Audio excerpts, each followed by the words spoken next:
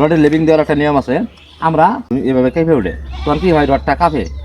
আসসালামু আলাইকুম, আমি মিস্ত্রি মোহাম্মদ আলমগীর হোসেন। আজ আপনাদের শেখাবো কিভাবে কলম বাঁধতে হয়। আমরা অনেকেই কলম অনেকভাবে বাঁধি, কিন্তু কলম বাঁধার একটা নিয়ম আছে। নিয়মটাকে শিখে যান, তাহলে আপনার উপকার আসবে। কারণ শহর অঞ্চলে কাজ হয় ডিজাইন অনুযায়ী, ডিজাইনে দেওয়া আছে কলম কীভাবে বাঁধতে হয়। গ্রাম অঞ্চলে বেশিরভাগ সাইডেই দেখি কলমের রিংগুলো বাঁধে 6 ইঞ্চি অথবা 7 ইঞ্চি পর এভারেজ। এটা বাঁধার নিয়ম না, কারণ কলমের একটা লোড আছে। পুরো বিল্ডিংয়ের ছাদ পুরো একটা কলমের লুট নেবে। কলমের রিং বাঁধার নিয়ম হলো, শিখে যান, এই কলমটারে L/4 অথবা L/3 ড্রয়িংয়ে যা দেওয়া আছে তাই। গ্রাম অঞ্চলে হলে আপনি L/4ও দিতে পারেন, L/3ও দিতে পারেন। L/3 দিলে 3টা ভাগ করবেন। ধরেন কলমটা হাইট আছে 10 ফিট, তাহলে এখন 120 ইঞ্চি। 120-এর 3 ভাগ করলে প্রায় 40 ইঞ্চি। এবার এই যে ফ্লোর লেভেল থেকে 40 ইঞ্চি পর্যন্ত রিংয়ের সাইজ হবে 5 ইঞ্চি পর পর, অথবা 4 ইঞ্চি পর পর হোক, ড্রয়িংয়ে যা আছে তাই দিবেন। আর উপর রানি হবে 5 ইঞ্চি পর পর।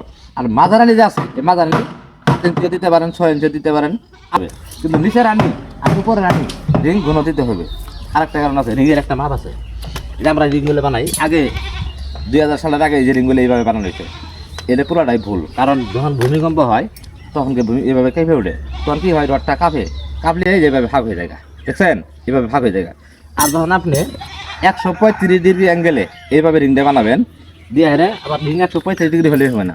রিংয়ের হুক মিনিমাম 3 ইঞ্চি হতে হবে, মিনিমাম 3 ইঞ্চি। দেখছেন, পাক্কা 3 ইঞ্চি আছে। এইভাবে প্রত্যেকটা রিংয়ের হুক, সবটাই তো মাপা দেওয়া সম্ভব না, একটু আলোর বেশি হতে পারে, কিন্তু চেষ্টা করবেন 135 ডিগ্রি অ্যাঙ্গেলে 3 ইঞ্চি যেন হয়। আর কলমের রডের লেভিং দেওয়ার একটা নিয়ম আছে।